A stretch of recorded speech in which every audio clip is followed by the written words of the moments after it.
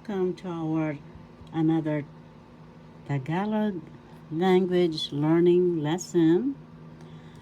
How are you all? I hope that my video finds you all very well, happy and safe.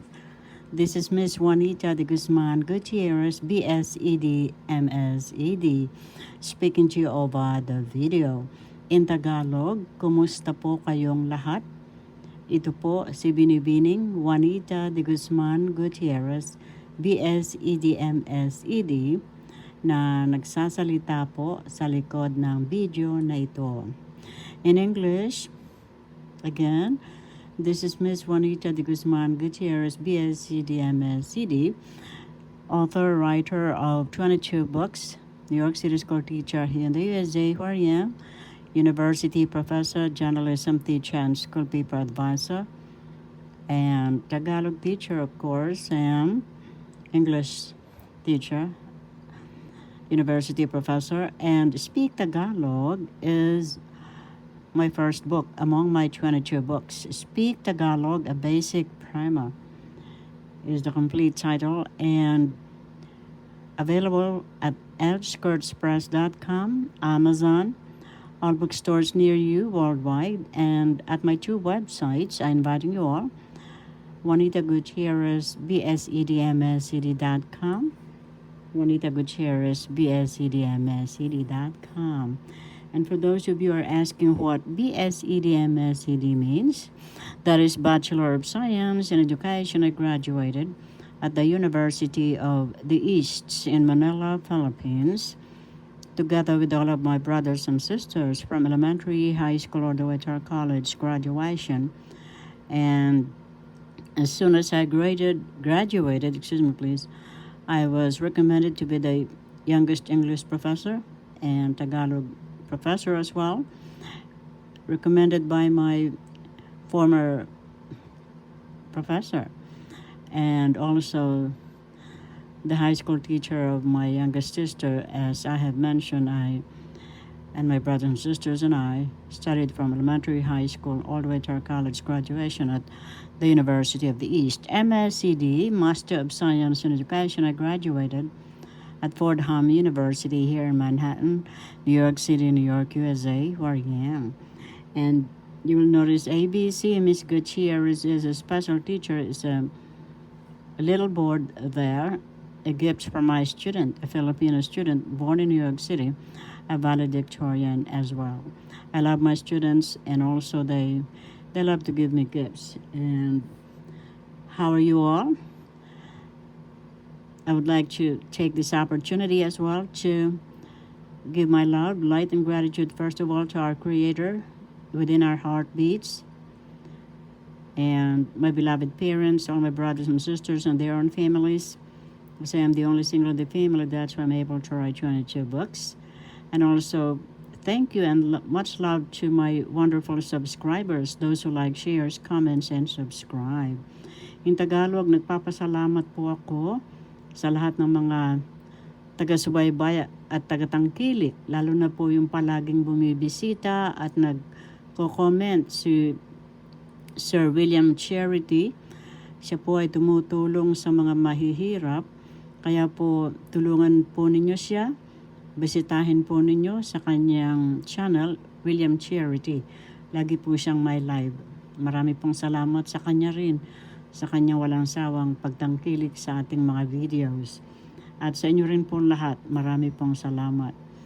Again, in English, thank you also very much to all those who are very devoted and loyal friends of mine who comments, who subscribe and shares.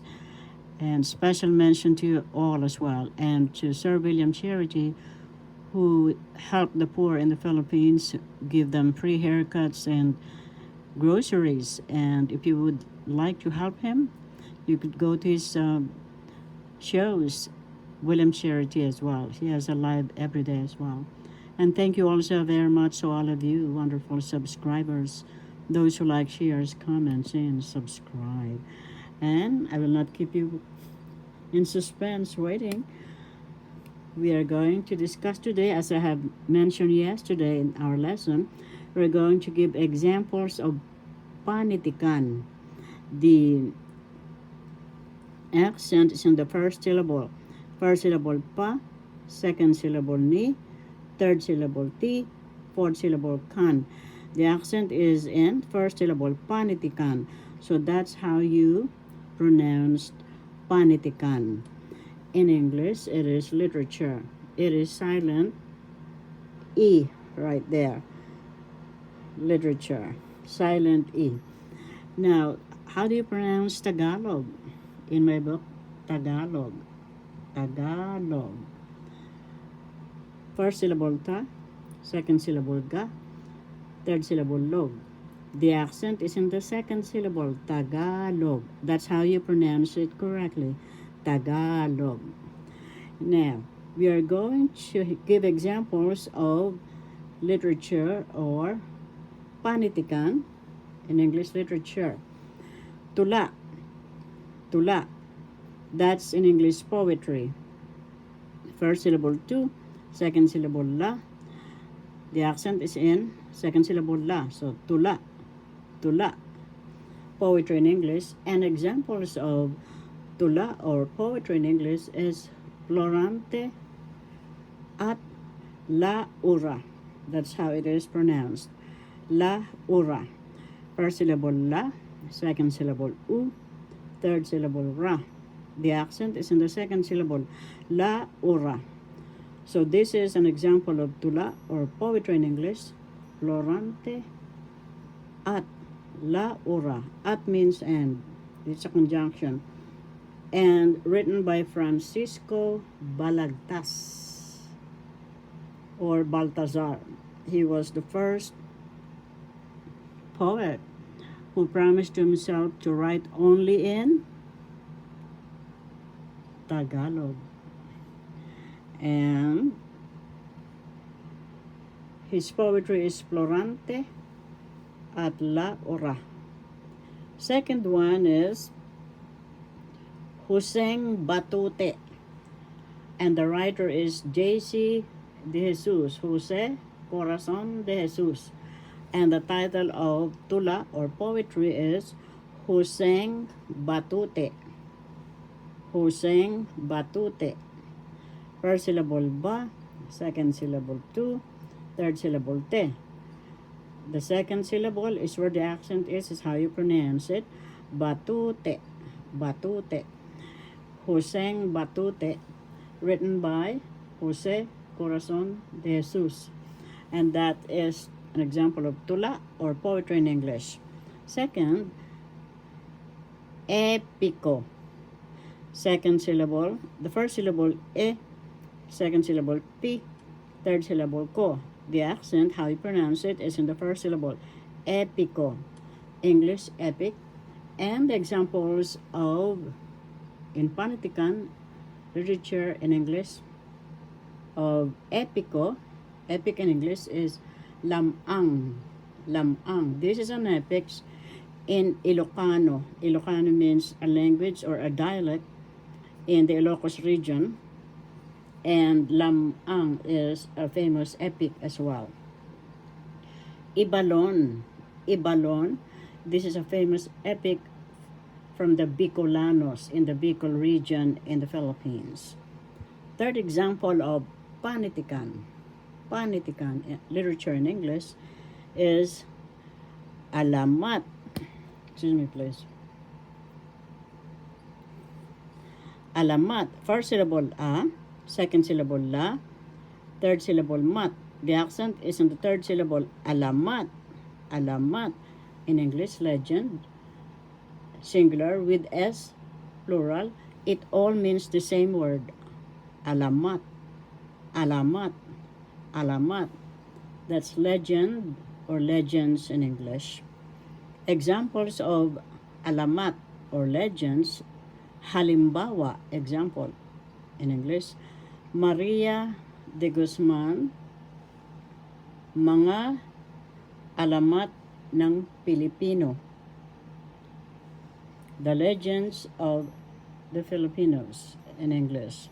So that's an example of alamat or legend in English. Let's review.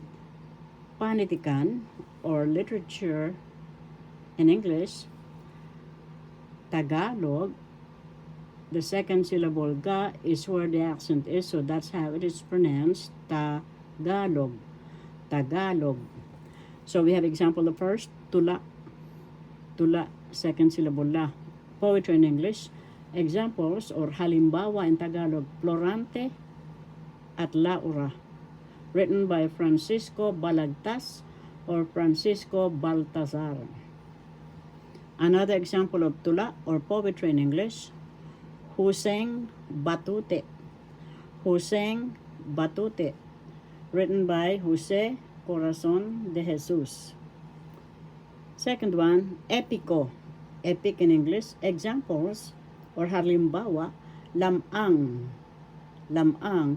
This is in Ilocano dialect. Ibalon. That's another example of epico or halimbawa. Ibalon. That's a Bicolano from the Bicol region. How do you pronounce it? First syllable I, second syllable ba, third syllable lon.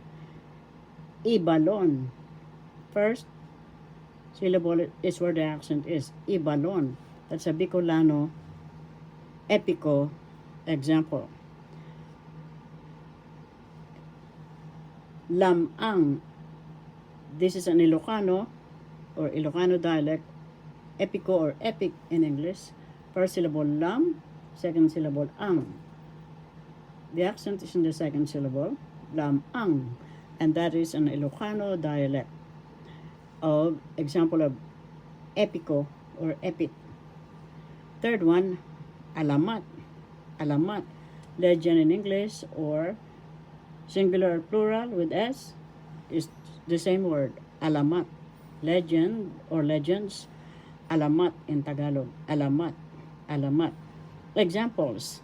Maria de Guzman is the author. Mga alamat ng Pilipino. In English, Legends of the Filipinos. So I hope you learned something today. Thank you all for watching. See you all again. This is Miss Juanita de Guzman Gutierrez, BSCD MSCD, speaking to you over the video. Thank you all for watching. See you all again. Happy holidays. Merry Christmas and the happiest of New Year 2026 and moving forward. In Tagalog, maligayang Pasko at manigong bagong taon po sa ating lahat. In Spanish, Feliz Navidad y Prospero Año Nuevo. Isn't it nice to speak a lot of languages? Beautiful, isn't it? Speak Tagalog, a basic primer written by yours truly, Miss Juanita de Guzman Gutierrez, BSCD MSCD, available worldwide. Speak Tagalog for diplomacy, friendship, and travels. Thank you all for watching again, and see you soon, and blessings of Christ, love and light to us all. The word Christ means unconditional love. When we love and respect each other, we are all Christs. Enjoy your days always.